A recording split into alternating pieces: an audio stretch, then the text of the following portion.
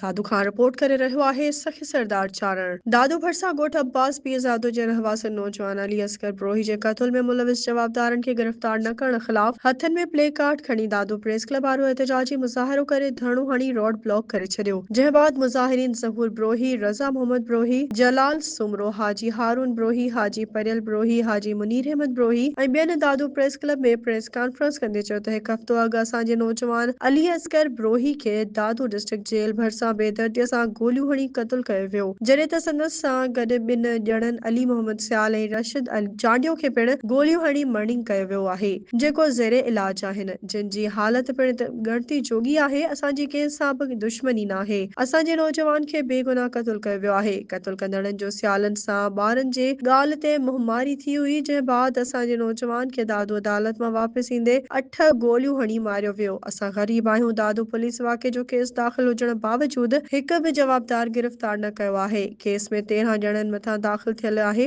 जंहिं में 9 ब्रोही ऐं 1 लखारी ऐं 3 नामालूम माण्हू शामिल आहिनि। पुलिस 10 लख वठी जवाबदारनि खे गिरफ़्तार न पई करे। असांजे नौजवान जे क़त्ल में वॾेरा मुलविस आहिनि। हिकु हफ़्ते खां नौजवान जे क़ातिलनि जी गिरफ़्तारी लाइ दादू बी सेक्शन थाणे जा चकर काटे रहिया आहियूं। प्रेस कॉन्फ्रेंस कंदड़ चयो त नौजवान अली असगर ब्रोही जे क़ातिलनि खे गिरफ़्तार न कयो वियो त असां इंडस हाईवेज़ ते धरणो पाण खे बाहि ॾेई छॾींदासीं, जंहिं जो ज़िमेवार दादू एसएसपी संदसि अमलो हूंदो।